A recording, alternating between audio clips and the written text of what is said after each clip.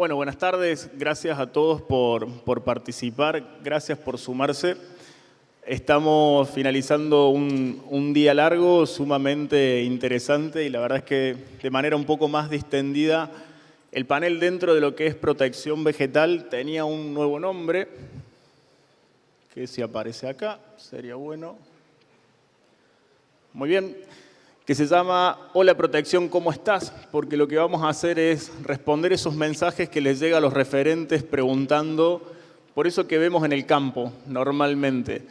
Vamos a tomarnos un pequeño tiempo para resumir lo que fue la 24-25, para después dar un puntapié a lo que puede llegar a ser la 25-26, que me parece que es el punto interesante.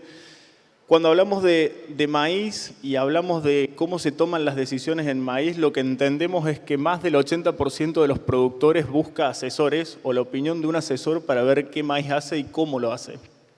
Por eso es interesante escuchar de boca de ellos cuáles son las consultas que vienen y en base a la experiencia que tienen, cuáles son las problemáticas que pueden llegar a trabajar. Así que acá, forma de mensajes, si bien me retó Flor para que no lea, es sumamente imponente la pantalla, así que yo lo voy a leer desde acá, les pido disculpas, que siempre nos llega esto de, te hago esta consulta, vi esto en el lote, nosotros respondemos, hola, ¿cómo estás? Y empiezan estas preguntas. Puede ser qué puedo hacer, cómo lo puedo llegar a manejar. Y acá es donde le paso la palabra a Lucre. Y Lucre, ¿cuáles fueron las consultas que más tuviste en la 24-25? Bueno, buenas tardes a todos. Gracias por estar, gracias a la organización del Congreso por la invitación. Yo cuando empecé en INTA, empecé en una agencia de extensión en San Antonio de Areco y no había WhatsApp, entonces todos venían con su muestra o en el campo experimental que teníamos y nos acercaban la problemática. Prácticamente no había tantas fotos con los celulares. Y bueno, hoy la dinámica es otra. Cuando nos juntamos para hacer el taller, propuse, vamos a hacer las consultas que tenemos por WhatsApp, porque a veces no son suficientes todos los datos que nos brindan, ¿no? Y bueno, particularmente la campaña pasada veníamos de una campaña bastante movida, todos hemos hablado, con muchos miedos, mucha incertidumbre,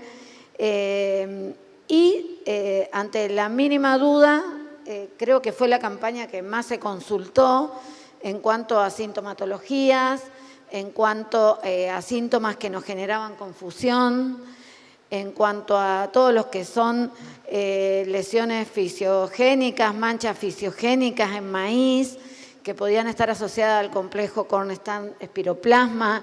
Creo que a partir de ahí empezamos desde estadios vegetativos muy tempranos. Bueno, acá no llego a marcar porque... pero ahí hay una que es la pregunta que primero llega para los maíces de siembra temprana, que es los famosos lunares blancos, manchitas blancas. Esa es la primera que nos llega, sobre todo los maíces sembrados septiembre, octubre, noviembre. En nuestra zona coincide mucho también con el secado de legumbres, deriva, inversión térmica, y también a climas más frescos, salpicado, presencia de algunas bacterias. Pero bueno, por lo general, ahora está pasando mucho en trigo, cuando ya son 4 o 5 consultas similares, nosotros la publicamos en las redes para ya tener en foco eso y para que ya cada uno, creo que esto y esta imagen representa mucho hoy en la forma que también a veces renegamos de las consultas que nos llegan por WhatsApp, pero creo que es muy valioso porque todos empezamos a ver cada vez más el cultivo y la sintomatología y aprendemos más. Entonces esta manera de comunicación es muy buena. Primer consulta, manchas blancas. Todos tenemos armado, Norma, Formento, la Universidad Católica de Córdoba, Margarita, INTA Pergamino, todos tenemos armado una cartilla donde indicamos a qué pueden deberse esas lesiones circulares blancas que vemos en el cultivo de maíz, por lo general cuando es en fechas de siembra temprana asociadas a derivas herbicidas o algunas bacterias, pseudomonas, pantoeas. Y nosotros recién les empezamos a decir que tienen que hacerse problemas si pudiera ser el complejo mancha blanca por Pantoea nanati y Fafageria maidis, que recién en maíces de siembra más tardía, en regiones de Córdoba, de Santa Fe, el centro hacia arriba, donde esta enfermedad es más importante. O sea, acá en esta consulta me faltaban un montón de datos, fecha de siembra, estadio, si estaba... también creo que todas estas consultas a nosotros nos hacen hacer mucho más hincapié en si son factores bióticos, abióticos, cómo distinguirlos, la dirección de los vientos, el lote y demás. Pero bueno, esa es la pregunta en el cultivo de maíz, que hasta ahora nosotros hemos visto algunas diferencias muy sutiles entre híbridos, pero que esas lesiones, cuando son causadas por bacterias, no llegan a más de un 10-15% de severidad cuando hemos tenido algunos años con lluvias muy frecuentes y bajas temperaturas. Cualquier cosa, mañana va a haber un panel también donde hablemos un poco más de estas enfermedades y también va a ser interesante plantear esta diferencia entre mancha blanca y lunar blanco. Y me interesaba hacer mención también sobre los otros dos temas más consultados de la campaña pasada. Acá vemos algo de lo que tiene que ver con carbón. Sí. Bueno, vos querías que comente algo, lo vemos mañana, si no, porque vamos a hacer el panel de maíz temprano y tardío. Perfecto. Entonces, sí. Si hacemos el ranking, mancha lunar blanco. Lunar blanco, y después, en esta última campaña y en campañas donde hay mucho estrés en la floración del cultivo, ya sea en maíz temprano o tardío, tenemos muchas consultas por carbón. Y creo que acá viene un tema que no lo quiero spoilear para más adelante, pero la diferencia entre lo que es carbón de la panoja, Sporicidium reilianum y Ustilago maidis. Nosotros cuando hay agallas, cuando tenemos estrés, desfasaje entre floración femenina y masculina, es donde más vemos el ustílago, lo vemos mucho más en cabeceras, donde el cultivo está más estresado y es donde ahí llevamos tranquilidad, pero esto nos da una idea de que cada vez se está mirando más el cultivo de maíz. Yo creo que cuando nosotros veíamos el cultivo de maíz era cuando no teníamos todavía el maíz BT y monitoreábamos diatraea, y hoy con la chicharrita creo que nos llevó a volver a mirar el cultivo de maíz. Por lo cual, la campaña pasada, esta consulta de Ustilago maidis fue muy importante, sobre todo en maíces de fecha de siembra de septiembre-octubre para lo que es mi zona. Perfecto. Y dijiste chicharrita. Por lo tanto, creo que acá vamos a saltear un poquito vuelco. Si me dejas, lo paso obvio, un poco. Obvio. Y entro a chicharrita, que es la gran pregunta. Y Martín, no sé cuántos amigos nuevos tenés de la 24-25. Bueno, con respecto a lo que son las consultas de insectos, sí, fue todo direccionado a chicharrita. Creo que también, como decía Lucre, las chicharritas, hay cosas que nos dejó positivas dentro de un montón de cosas negativas, pero una de las positivas es volver a monitorear maíz. Se notó muchísimo. Yo formo parte de la Red Nacional de Monitoreo de Chicharrita, pero también soy el coordinador de APSE, en donde es una asociación que nuclea un montón de colegas, y estuvimos atrás de la búsqueda de un protocolo para monitorear, y uno con el tiempo empezaba a ver eso, ¿no? de que te devolvían consultas que iban en base a, estuve contando tantas chicharritas por planta, bueno, estuve recorriendo los lotes. Eso tracciona un montón de cosas, empezamos a observar las malezas, empezamos a observar las enfermedades, así que eso, bienvenido sea, que la chicharrita nos trajo eso. Yo ahí lo que les pongo en la pantalla es una gran incertidumbre que generó el tema de cómo monitorear con una herramienta que fue nueva y es nueva para un montón de nosotros que la estamos aprendiendo a usar, que es la famosa trampa amarilla o trampa cromática adhesiva. Y la famosa duda de, che, ¿la chicharrita se pega a la trampa o no? Así que esa consulta fue, te digo que bastante recurrente, y me gustaría por ahí comentarles un poco que uno cuando está en el campo y necesita monitorear, sobre todo una plaga que es muy chica, que tiene una dinámica o movimiento muy particular, es difícil y necesita una herramienta que te ayuda a tomar decisiones, ¿no? Entonces, la trampa pegajosa es una herramienta, primero, económica, fácil de usar, fácil de aprender a usar, que está trabajando las 24 horas, entonces me evita a mí decir, che, fui un día de viento, fui un día de frío, no vi chicharrita, o estaba cansado, o estoy apurado. Eso sigue trabajando ahí en el campo. Repetible, o sea, yo puedo tener una trampa, vos una trampa, Lucre otra trampa, nos permite protocolizar, o sea, todos podemos hablar el mismo idioma. Yo tengo 5 por trampa, vos 3, ella 300. Entonces, creo que esas ventajas no hay que dejarlas de vista, porque cuando uno tiene que ir al campo y llevar solución y tomar decisiones, bueno, bienvenidos a estas herramientas. Después, por supuesto, no es la mejor y no es la única para tomar decisiones, es complementaria. Y sí nos permite, por ejemplo, estar monitoreando la presencia de chicharrita en una época en donde no está el cultivo de maíz, y eso es fundamental. Nos permite tener la dinámica durante todo el año, que es lo que nosotros vemos en la red nacional. Eso nos permite estar tomando decisiones, o hoy que por ahí no hay maíz, se está sembrando, está arrancando la campaña, bueno, ir monitoreando eso a lo largo del año creo que también es una ventaja muy interesante.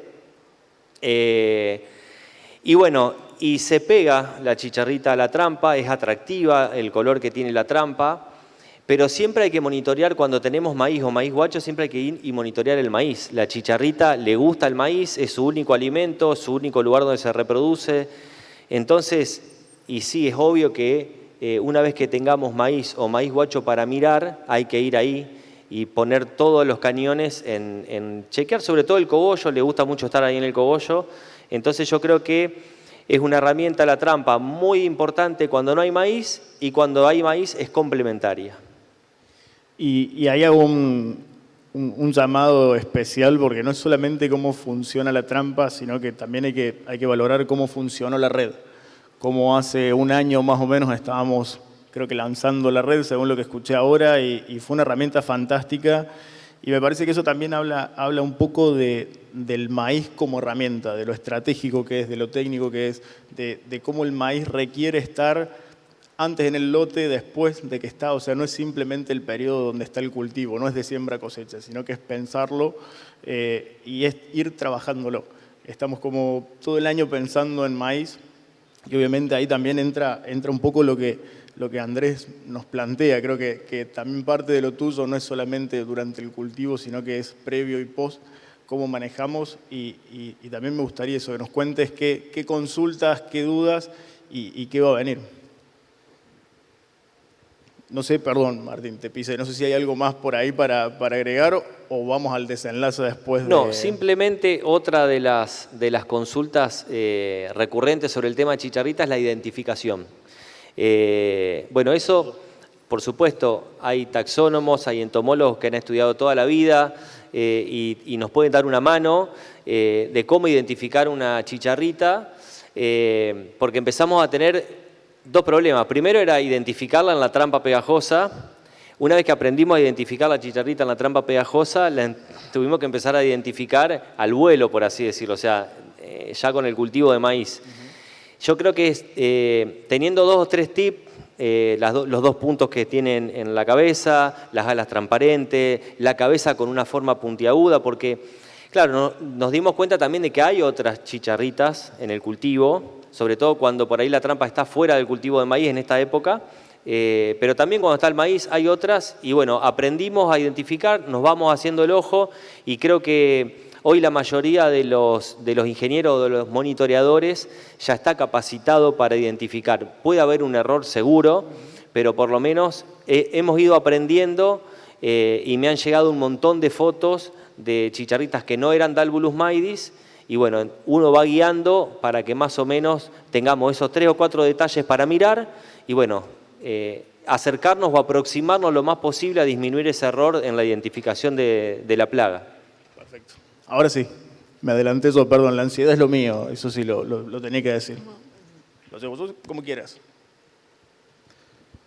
Gracias Federico, buenas tardes para todos y muchísimas gracias a los organizadores por la invitación a participar con este gran panel para intercambiar justamente dentro de las preguntas lo que fuimos recibiendo. Y lo que ustedes están viendo ahí, dentro de lo que es el cultivo de maíz y para la zona en donde nos desempeñamos en la experimental de INTA de Concepción del Uruguay, es justamente la principal problemática y que muchas veces termina llegando esa consulta la semana o 15 días antes de la siembra del cultivo de maíz y es justamente con ryegrass, es decir, con Lolium, ¿no? Hicieron el control, tuvieron rebrotes, muchas veces no vieron que terminaba teniendo el control o incluso hicieron el tratamiento y terminó pasando de largo, como se dice en la jerga, que directamente prácticamente no se vio ningún tipo de sintomatología de justamente la acción de este herbicida.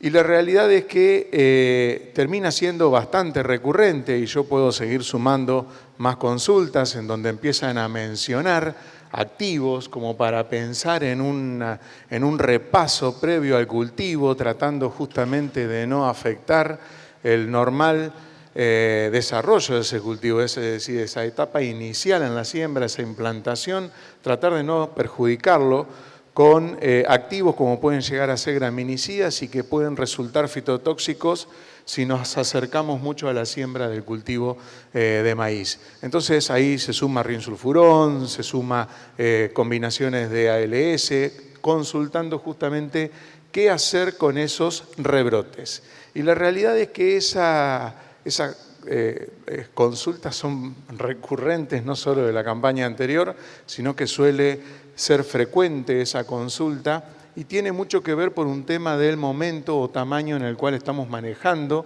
a ese ryegrass. Muchas veces sobre los barbechos de maíz terminamos llegando después de los barbechos en la zona nuestra de trigo, ¿sí? Y gran parte de esos ryegrass ya tienen un estado de desarrollo tan avanzado de que muchos herbicidas empiezan a no tener la eficacia que tendrían cuando ese ryegrass tiene un tamaño óptimo para ser manejado. Eso conlleva de que no mezclamos no lo usamos, perdón, a ese graminicida solo, va mezclado con otros activos. Tamaño pasado, activos que normalmente antagonizan con estos graminicidas, termina resultando en la problemática de que muchas veces, y para la siembra en fecha óptima, que es los primeros 10 días de septiembre, es decir, la semana que viene, estaríamos en fecha óptima para poder sembrar, ese ryegrass que está rebrotando todavía está vegetando, ni siquiera está iniciando floración, ¿no? Como para pensar en otros esquemas de manejo. Por lo tanto, tenemos bastante tiempo para que se desarrolle ese ryegrass dentro del cultivo, compitiendo en el cultivo y lo que concierne justamente dentro del cultivo, la desuniformidad tanto temporal como espacial, lo que penaliza en rendimiento. Pero también, que ahí está puesto, empiezan a llegar algunas consultas respecto a otras gramíneas y dentro de ellas justamente a equinocloas, ¿sí? a los capines.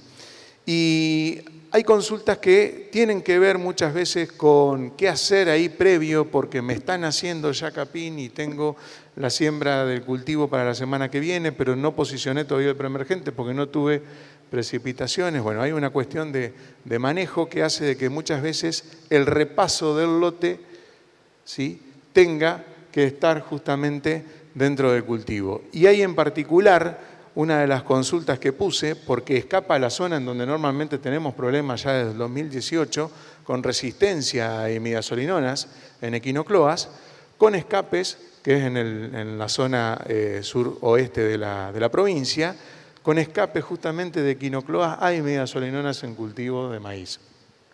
¿Qué hacemos con esos rebrotes dentro del cultivo, no? Bueno, en el caso de maíz tenemos algunas herramientas. El punto es que todo lo que sea rebrote, escapes o que no hayan sido controlados con ese primer tratamiento, obviamente está rutificada esa planta y hace de que sea muy difícil con activos en posemergencia que están pensados o planificados para trabajar con 1 o 2 macollos, estamos queriendo manejar rebrotes de hasta 6 a 8 macollos de gramíneas dentro del cultivo de maíz. Y muchas veces forzamos o pretendemos justamente de que el desempeño sea óptimo cuando en realidad el tamaño no lo está haciendo. ¿Sí? Y como para cerrar, otra consulta que está llegando con más frecuencia es la problemática de enredaderas, ¿sí? De hipomoeas en cultivo. Y la consulta es, bueno, ¿qué preemergente pongo el 10 de septiembre para sembrar el 10 de marzo sin tener hipomoea? Y la respuesta es que no hay ningún preemergente que cumpla con ese lapso, porque no podemos llegar nunca con un preemergente a cubrir el ciclo de cultivo, ¿no? Podemos hacer muchas cosas para que esa emergencia de hipomoea, que encima por su biología no respeta cobertura, no respeta nada, es decir, van a ser debajo del cultivo, aún lo tengamos bien cubierto, podemos hacer un montón de cosas para tratar de que la emergencia sea lo más tarde posible, eso sí, ¿ok? Pero lamentablemente, y ahí empiezan consultas, che, bueno, ¿qué hago? Quiero cosechar, estoy teniendo problemas con enredadera, ¿con qué? Pulverizo para no tener residuo en grano. O sea, empezamos con un tema bastante interesante para discutir que lleva otro tiempo, lo podemos hablar después, pero la realidad es que justamente hipomoea o enredaderas en particular, en este caso el anual, está siendo problema dentro de las latifoliadas en la región nuestra. Con mayor frecuencia llegan consultas respecto a esto. Perfecto. ¿Y cuáles van a ser? La pregunta es para los tres, sigo con Andrés un rato. ¿Cuáles van a ser los mensajes que les van a llegar dentro de un par de meses? Si no es que no están entrando la semana que viene en tu caso. Sí, ya están llegando justamente. Y es un poco esto, ¿no? Yo vuelvo a lo mismo. La realidad es que las consultas que se siguen recibiendo con Lolium, con Rairaz, siguen siendo las principales dentro del cultivo, y por lo que yo explicaba, de que ya viene con un ciclo, lo terminamos agarrando tarde y termina teniendo la competencia dentro del cultivo. Sumado a eso, la problemática que para manejar Rairaz son los graminicidas, y que en la provincia estamos teniendo en algunas zonas pérdida de sensibilidad, o podemos llamarlo ya resistencia, porque ya está documentada y constatada científicamente, a aloxifop y a cletodin, ¿sí? Entonces, la realidad es que de los 2 graminicidas más utilizados en la provincia, depende la zona, podemos usar uno, podemos usar otro, y eso es un beneficio por el momento, pero la realidad es que hay muchos productores y técnicos que ya están utilizando la combinación de estos activos porque justamente hay diferentes sensibilidades en las poblaciones que tenemos en la provincia. Por lo tanto, para mí, Rairaz va a seguir siendo, no solo esta campaña, sino en las siguientes, un problema que veo que va creciendo dentro de las invernales y que se mete dentro del cultivo. Y la otra, como encabezando ahí a Echinocloa, pero el resto de las gramíneas también, pero Echinocloa en particular creo que va a tomar más empuje dentro de las consultas y problemáticas en el cultivo, dado justamente la actual denuncia a resistencia que emitimos, justamente dentro de los graminicidas a la familia de los FOP, y ahí el que más nos compete dentro del cultivo de maíz es aloxifop, el cual dejar 2 o 3 mensajes respecto a esto, y ya dejo al resto del panel. Que nosotros hayamos hecho la denuncia en la provincia no quiere decir que todos los lotes de la provincia tengan la resistencia. Eso como primer punto a mencionar, porque la realidad es que estamos en proceso de un gran screening en donde ingresan poblaciones de Buenos Aires, todo Entre Ríos, Santa Fe, Córdoba, para justamente ver cómo es el estado de sensibilidad a graminicidas y a otros activos, dado de que Después que salió en marzo esta denuncia, empezaron a caer un montón de consultas de fallas que habían tenido en control. Y ahí, como decía Lucre, empezamos a consultar, bueno, a ver cuáles fueron las condiciones en las que se utilizaron. Bueno, 25 días con más de 35, 36 grados de temperatura, veníamos con un estrés hídrico interesante. Bueno, obviamente el graminicida en esa condición es muy probable que no tenga la performance que nosotros estamos buscando y que directamente no veamos ningún efecto, ¿sí? Y cuando el patrón en el lote termina siendo todo el lote, como por ahí te pasan una foto, bueno, eso justamente no es un problema del biotipo que pierde la sensibilidad al herbicida, sino que es un tema de manejo. Entonces, hacer hincapié en eso y justamente invitarlos a que si hay un problema o detectan una falla, que estamos realizando este trabajo para toda la región pampeana, justamente como para poder hacer un estado de la sensibilidad de graminicidas en el resto de las equinocloas. No solo Cruz Galí, sino Colona. Excelente. Y la idea no es que no les escriban, la idea es que les sigan escribiendo, les sigan compartiendo la idea, pero bueno, poner en tema ahí un poco qué creemos que puede llegar a salir. Lucre, acá tenemos apuestas entre Lucre y yo sobre qué puede llegar a pasar. ¿Estas 4 pueden llegar a estar esta campaña o no? Roya puede ser una campaña de rollas. Las Eso- rollas son enfermedades de rocío. Eso a mí me gusta. Ya estamos teniendo una problemática en trigo importante y para los maíces de siembra temprana tenemos el perfil sanitario y demás que podemos consultar. Los fungicidas, acá no tenemos problemas aún, pero de resistencia, pero funcionan bien. Tenemos umbrales, bueno, venimos trabajando. Después, déjame mencionar que para mí es la que más veo y vemos, y gracias a la interacción que tenemos todos los patólogos, que empezamos en el 2020, 2021, que es carbón de la panoja, Sporicium raelianum, que personalmente me llamó la atención la expansión que tuvo y que su expansión, brevemente, este patógeno queda en el suelo por mucho tiempo, infecta por raíces. Cada planta infectada, si es exitosa, no produce una espiga, no, es un daño directo sobre el rendimiento, puede permanecer por muchos años en el suelo y puede dispersarse por la maquinaria agrícola.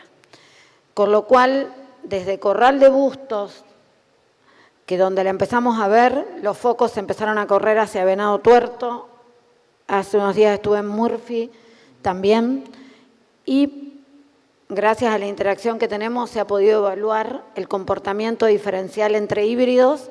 Estamos trabajando en determinaciones, hemos enviado a secuenciar a Corea desde INTA Pergamino, desde la Universidad Católica, hemos podido aislar el patógeno, hemos podido inocular y hablar de tratamientos de semilla y sus combinaciones con genética. Creo que carbón de la panoja es de lo que estoy viendo, lo que me arriesgaría a decir que puede ser la enfermedad a consultar. Más consultada. Y de la que está abajo a la izquierda me hago cargo yo, que es bacteriosis. Por favor. Yo prefiero roya a bacteriosis. ¿Por qué? Básicamente porque bacteriosis normalmente está muy ligada a tormentas y las tormentas últimamente están siendo caóticas. En cambio, roya es un poco más tranquila, está Norma por ahí, ¿sí? Así que creo que me vas a dar la razón que preferimos que haya roya, porque eso quiere decir que le gusta el maíz y que el maíz está bueno. Entonces, la verdad es que yo prefiero que reneguemos un rato con carbón, algo con roya, bacteriosis sí puede ser que no esté mejor. Y después, el gran complejo de enfermedades de tallo, que es todo un mundo. Es todo un mundo, es recurrente. Creo que hay en otras salas se está hablando de biológicos. Es muy interesante la combinación de químicos y biológicos, todo lo que sea consorcios bacterianos y tricoderma, sobre todo por el tiempo que nos van a estar protegiendo las raíces, todo lo que es biológicos. Nos van a ir acompañando el crecimiento radicular a través del crecimiento, por ejemplo, de tricoderma o de biofilm bacterianos, y creo que ahí tenemos mucho por explorar y por seguir trabajando. Perfecto. Y la consulta más difícil es esta que está acá. En primer lugar es difícil porque está borrosa y esto es un llamado a la solidaridad a todos los que recibimos fotos. Por favor, tómense un segundito más y revísenla. Sobre todo si van a sacar la foto y se van a ir y la van a mandar mientras vuelven en la chata y uno cuando la pide de vuelta tenemos que confesarnos que ya nos fuimos. Esa es un poco la más complicada. No me voy a meter en terreno de Martín, por eso a esta que sí es la pregunta quizás que le va a llegar más a él, por esta no se asusten. Era simplemente una antera, o sea, no se hagan drama, fue simplemente mugre sobre una hoja, pero sí, llamado a la solidaridad, creo que corre para los tres, para los que tenemos que determinar cosas que están muy chiquitas. La calidad de la foto, hoy que tenemos teléfonos fantásticos, la verdad que eso lo aprovechemos. Y ahora sí, para cerrar, ¿cuál va a ser cuál está siendo? Bueno, voy a ir rápido, primero para no aburrir con Chicharrita, así que esta la vamos a pasar rápido, y después vamos a hacer 2 por 1 en las últimas 2, pero hoy y estos últimos días han preguntado muchísimo si el invierno alcanzó a resetear las poblaciones de Chicharrita. Sabemos que las dinámicas poblacionales o lo que más le afecta a la Chicharrita es la falta de maíz, eso es lo que principalmente es el principal regulador de la población, que no haya maíz.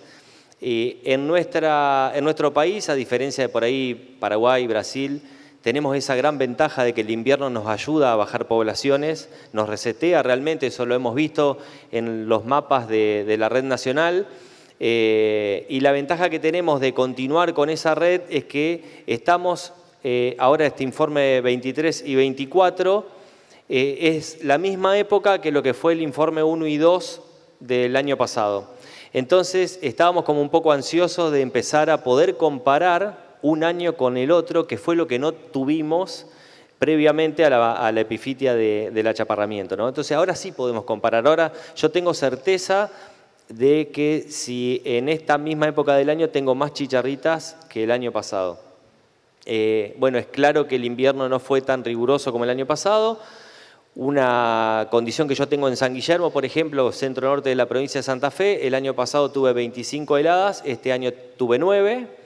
Entonces, el frío de por sí es bastante aguantadora la chicharrita, pero cuando tenés esa combinación de frío, intensidad, o sea, muchas horas de helada, la helada te ayuda a matar el maíz guacho, entonces esa combinación de helada, falta de alimento y por ahí amplitud térmica también, o sea, durante el día levanta la temperatura, la chicharrita se activa, va gastando energía, no consigue alimento, a la noche viene una helada, bueno, eso termina reseteando. Yo creo que este año vamos a tener que estar un poco más atentos, es probable que haya un inóculo inicial mayor, no hay que alarmarse. Incluso creo que en el informe 25 vamos a ver reflejado que disminuyó muchísimo en agosto, esta última quincena de agosto, ojalá así sea. No hay que alarmarse, sino que cuando el invierno no alcanza hay que hacer un esfuerzo mayor. Y ese esfuerzo es lo que hablábamos hoy en otro panel, que es el manejo para trabajar todo el año con poblaciones más bajas. Estamos en tiempo, pero esto también creo que va a empezar a ser una pregunta frecuente, es cómo estamos con las herramientas químicas para cogollero en maíz. Hay un trabajo muy interesante de Obispo Colombres, encargado por el IRAC y CASAFE, en donde hacen screening o hacen diferentes dosis para saber líneas de base de los insecticidas. Han tomado poblaciones de Spodoptera frugiperda de 5 zonas del país, 2 del NOA, 1 del NEA y norte de Córdoba y centro de Santa Fe. En laboratorio a ellos les da que hay ciertas herramientas químicas, como por ahí puede ser una landacelotrina, unas diamidas, que ya a dosis de marbete no están funcionando. Eso a campo no se ve, son ensayos de laboratorio, pero evidentemente en el corto tiempo vamos a ver eso, ojalá que no, o sea, estemos atentos en rotar esas alarmas que hoy no las vemos a campo, las podemos revertir, así que bueno, invitar a los productores o a los asesores a rotar insecticidas o modo de acción si tenemos que controlar cogollero. Y la última es una pregunta que ojalá no me la hagan nunca, que es si hay fallas de control con la proteína víptera. Lo que ustedes ven ahí en la foto es el nombre que tiene la proteína víptera. Hoy toda la estrategia de control de cogollero está montada sobre esa proteína. Le podemos cambiar el nombre a la tecnología, Leptra, PowerCore Ultra, Trecepta, pero hoy nos defiende solo la proteína víptera. En Brasil, Estado Mato Grosso, Bahía ya está reportando fallas de control, lo mismo que el norte o Paraguay. Bueno, estamos a tiempo también invitar a defender y hacer un buen uso de la biotecnología, porque va a pasar mucho tiempo en que tengamos una nueva proteína para cogollero. Y de San Guillermo, del centro al norte, créanme que sin no tener una tecnología BT para controlar cogollero puede ser muy preocupante, sobre todo para maíz tardío. Excelente. Somos dos los que no queremos que nos hagan esa pregunta en breve. Así que bueno, les agradezco mucho la participación, les agradezco a ustedes la asistencia.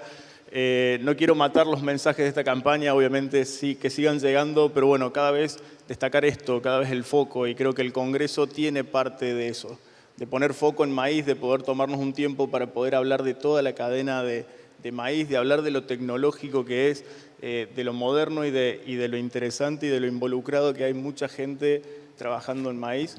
Nuevamente, muchas gracias por el tiempo y por el trabajo que realizan y gracias a ustedes por asistir.